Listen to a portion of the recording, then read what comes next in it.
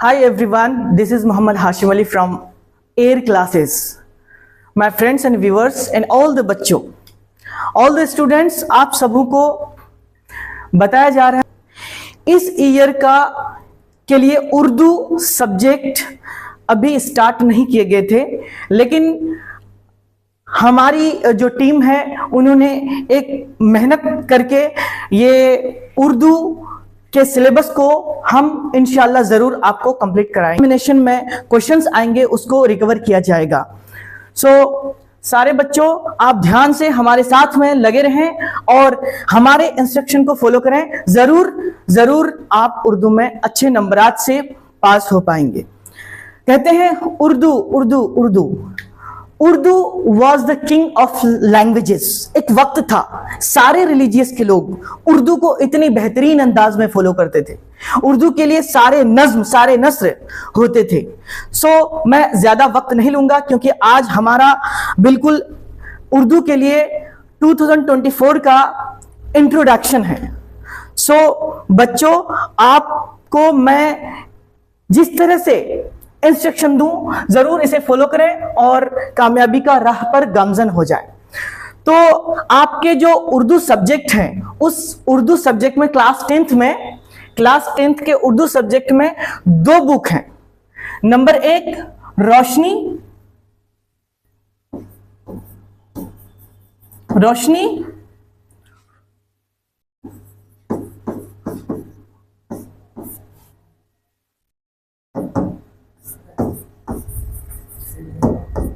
दरख्शां, रोशनी और दरख्शां, ये 2 बुक हैं आपके क्लास 10th के सिलेबस में।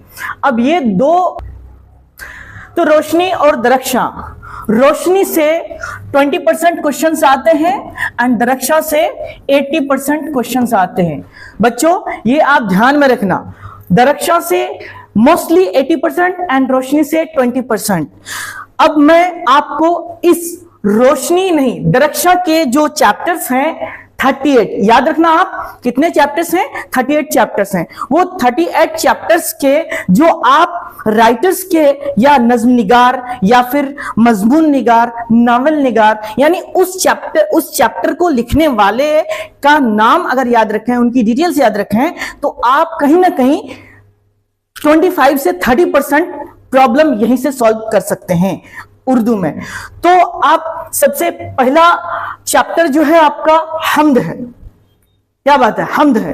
हम्द का मतलब होता है इनॉग्रेशन करने के लिए सबसे पहली चीज जो की जाती है उसे हम हम्द कहते हैं। यानी हम किसी भी चीज को अपने अपने रिलीजन्स के हिसाब से हम स्टार्ट में कुछ ना कुछ करते हैं। हम लोग जब कोई और काम करते हैं तो हर चीज का एक स्टार्टिंग पॉइंट होता है और स्टार्टिंग से कुछ ना कुछ की जाती है। तो उर्दू के सारे सब्जेक्ट्स में आप जहां भी देखेंगे आपको हम्द मिलेगा। हम्द का मतलब होता है, अब इसके थोड़ी सी ब्रीफ एक्सप्लेनेशन देते हैं। हम्द किसे कहते हैं? अगर ऐसा क्वेश्चन आए तो हम्द वह है जिसमें सिर्फ और सिर्फ खुदा की तारीफ की जाती है, जिसमें सिर्फ और सिर्फ खुदा की तारीफ की जाती है उसे हम्द कहते हैं। और हम्द को हमारे 10th क्लास के सबसे पहले चैप्टर में रखा गया है और उसके राइटर हैं शबनम कमाली। ये ध्यान में रखना। अब शबनम कमाली की डिटेल इंशाल्लाह हम आगे बताएंगे जब चैप्टर्स को समरी करेंगे तब। अभी फिलवक्त हम बिल्कुल फ्रंट तौर पर आपको ब्रीफ करते हुए जा रहे हैं कि शबनम कमाली हम्द खुदाई अज़्ज़ व जल के राइटर हैं। अगर सवाल आएगा कि हम्द खुदाई अज़्ज़ व जल के मुसन्निफ तसनीफ करने वाले कौन हैं, तो उनमें से 4 नाम दिए हुए रहेंगे, आपको शबनम कमाली पे टिक आउट करना है। एंड सेकंड वन होता हम्द। अब थोड़ी सी यहां पे हम ब्रेक करके इस बारे में जान लेते हैं कि नज्म, नस्र, शायरी ये क्या चीजें होती हैं। तो मेनली हम अभी 3 चीजों में फोकस करेंगे, जैसे कि हम्द, एक हम्द और एक नात और एक मनकबत। ये 3 चीजें होती हैं अभी फिलवक्त फन्ने शायरी में, फन्ने नसरी में नहीं। उर्दू को 2 चीजों में डिवाइड किया गया है, एक फन्ने शायरी और एक फन्ने नसरी।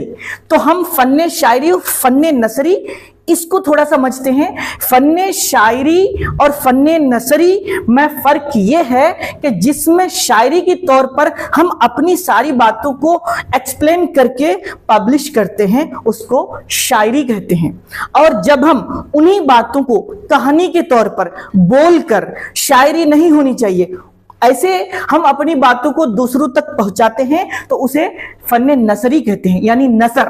तो अब यहां पे आप गौर फरमाएं कि जितनी भी चीजें हम्द, नात, मनकबत, मरसिया या फिर कसीदा, ये सारी चीजें नज्म के अंडर आती हैं। अब आते हैं हम दूसरी जगह, कहानी, अफसाना, मजमून, नावल, मकतूब निगारी, इंटरव्यू, ये सारी चीजें जो आती हैं वो नसर में आती हैं, यानी हम बोलकर दूसरों तक इन बातों को बताते हैं और समझाते हैं, शायरी में नहीं। शायरी की भी बहुत सारे अक़साम हैं, वो हम इंशाल्लाह नेक्स्ट सेशन में बताएंगे। बिल्कुल हमारे साथ बने रहें सारे बच्चों, और अगर एग्जामिनेशन 2024 को क्रैक करना है तो हमारे साथ और एयर क्लासेस के साथ में बने रहें। सो हम्द, नात और मनकबत, हम्द जिसमें सिर्फ और सिर्फ उस खुदा की तारीफ होती है वो हम्द होता है, और दूसरी जगह जस्ट इसके बाद तो ये फन्ने शायरी है। नात, नात किसे कहते हैं अगर सवाल आए तो आपको ऑप्शन अगर दिया हुआ रहेगा, खुदा की तारीफ, नबी की तारीफ, बुजुर्गान की तारीफ, आम इंसान की तारीफ, तो आपको वहां पे टिक करना है सिर्फ और सिर्फ नबी की तारीफ। हम खुदा की तारीफ, नात नबी की तारीफ, स्पेसिफिक है नबी की तारीफ के लिए। मनकबत अब आते हैं, मनकबत किसे कहते हैं? मनकबत रब तबारक व तआला की तारीफ नहीं होती, नबी की तारीफ नहीं होती, बल्कि बुजुर्गान दीन जो आपके रिस्पेक्टेड पर्सन हैं, बड़े लोग हैं, बुजुर्ग हैं, उनकी तारीफ जिस शायरी से हम करते हैं उन्हें मनकबत कहते हैं। एंड नेक्स्ट एक और चीज है जहां पे हम बिल्कुल आम इंसान, कोई भी हो, जनरल, हम आप दिगर जितने भी लोग हैं उनको कहते हैं कसीदा। कसीदा, ये कसीदा, ये चार मेन फैक्टर्स हैं हमारी फन्ने शायरी के, बाकी और भी हैं, हमारे साथ में जुड़े रहें, हम इंशाल्लाह हर चीज बताएंगे।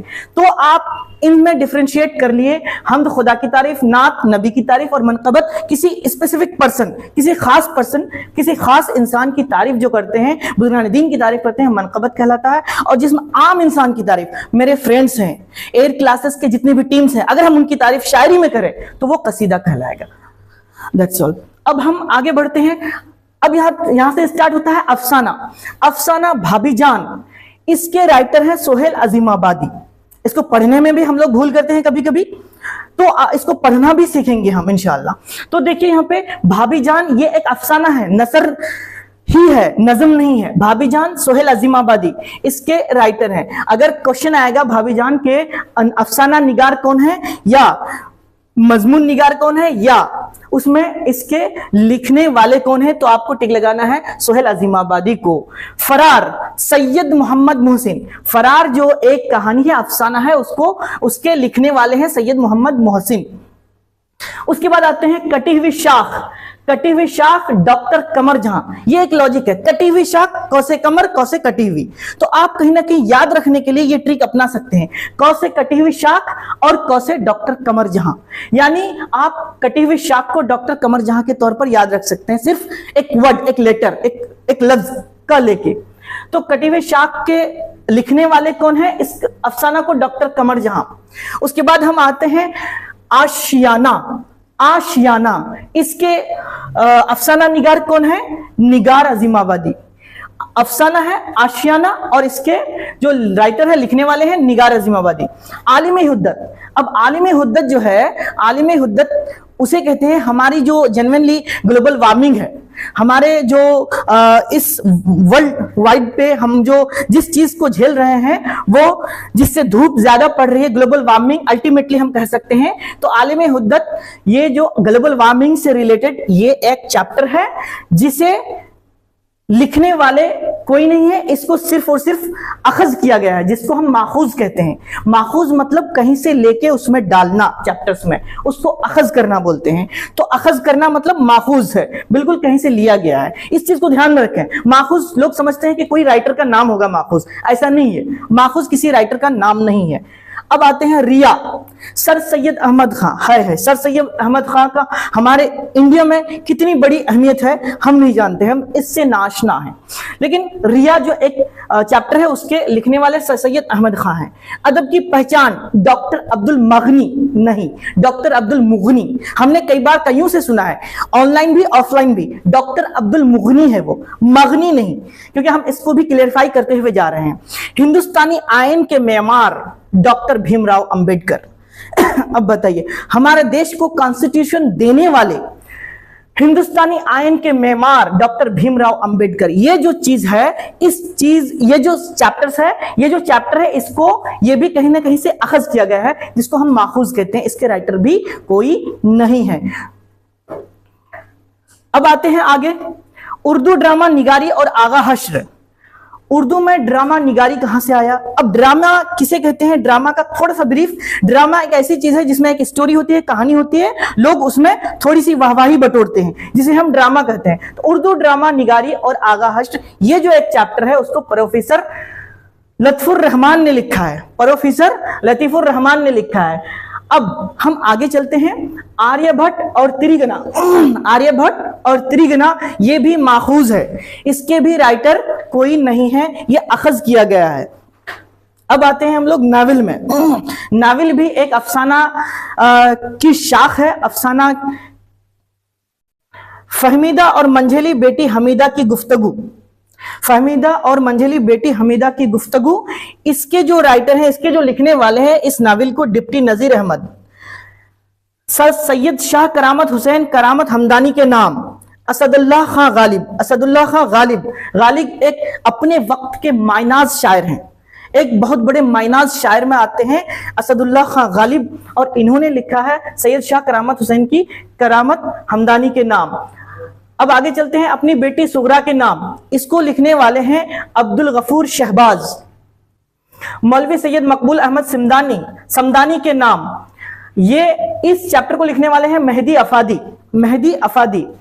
बेदी से इंटरव्यू, ये भी माखूज है। हम इंटरव्यू कैसे देते हैं, इंटरव्यू का मतलब हम लोग खुद ब खुद जानते हैं आज, इंटरव्यू कैसे देना चाहिए। हर वो चीज इंटरव्यू में जब हम बैठते हैं तो हमें देखना भी उस तरह है जैसे एक स्टूडेंट देखता है, बात भी उस तरह करनी है जैसे एक स्टूडेंट करता है। तो तालीम याफ्ता के लिए बहुत जरूरी है कि हम सारी अच्छाइयों को फॉलो करें। तो ये भी एक माखूज है, अखज किया गया है, ये भी राइटर नहीं है इनके कोई।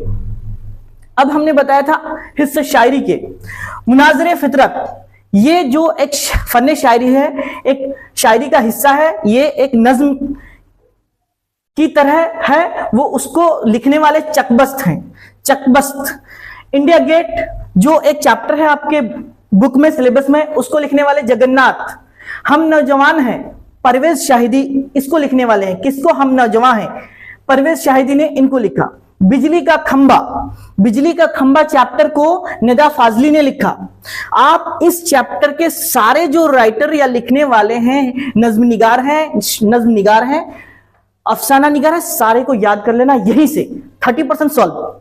इंडिया गेट, उसके बाद बिजली का खंबा निदा फाजली ने लिखी। नज़म बहुत आसान थी पहले, नज़म बहुत आसान थी पहले। अगर कहीं बाय डिफॉल्ट राइटिंग में या लिखने में कहीं ना कुछ मिस्टेक हुआ हो, सारे बच्चों से हमारी टीम की तरफ से माजरत खा है, क्योंकि ये स्लिप ऑफ टाइपिंग होता है, इस वजह से। बाय नज़म बहुत आसान थी पहले, निदा फाजली, इसको लिखने वाले हैं। खड़ा डिनर जरीफाना नज्म है, सैयद मोहम्मद जाफरी। खड़ा डिनर ये एक नज्म है जिसको लिखने वाले हैं सैयद मोहम्मद जाफरी। इसके बारे में थोड़ा सा, खड़ा डिनर, हम जगह जगह पे जाते हैं, होटलों में, शादियों में, मैरिज हॉल्स में, लेकिन खड़े खड़े हम लोग क्या करते हैं? लंच करते हैं, डिनर करते हैं, सारे कुछ करते हैं। उसकी डिटेल उन्होंने बताई, इसमें हमें क्या करना चाहिए और हमारे समाज में कैसे होता है। तो खड़ा डिनर में इसको एक्सप्लेन किया गया है, मोहम्मद जाफरी। अब मरसिया, आरिफ की मौत पर असदुल्लाह खां गालिब। मरसिया, आरिफ की मौत पर, यानी मरसिया किसे कहते हैं? चलते चलते हम इस चीज को भी जान लें। आरिफ, मरसिया उसे कहते हैं जिसमें किसी की मौत पर इजहार गम किया जाए। इजहार गम का मतलब किसी की मौत पर अपने गम के आंसू को बाहर करने को मरसिया कहते हैं। तो आरिफ की मौत पर, यानी किसी की मौत पर अगर शायरी करेंगे तो उसे मरसिया कहा जाएगा। तो आरिफ की मौत पर ये जो एक टॉपिक है, असदुल्लाह खां गालिब ने लिखी। मसनवी, ये हम और एक्सप्लेन करेंगे। चैप्टर्स अभी हैं, लेकिन इसी तरह से सारे जो राइटर्स हैं और जितने भी नज्म निगार और अफसाना निगार हैं, सारे को हम बिल्कुल बुक से, आप बुक से भी देख सकते हैं, बुक से देख के इसको याद कर लेंगे। ज़हर इश्क इक्तबास शौक लखनवी ने लिखा, गुलजार नसीम इक्तबास दया शंकर नसीम ने लिखी, जज्बा इश्क इक्तबास गुलाम हमदानी मुसहफी ने लिखी। ये सारे चीजें जो हमने बताई आपको, ये आप बिन बोले याद कर लें और इंशाल्लाह 2024 का exam crack. So my friends and viewers, सारे बच्चों all the best, wish you very happy, all the best.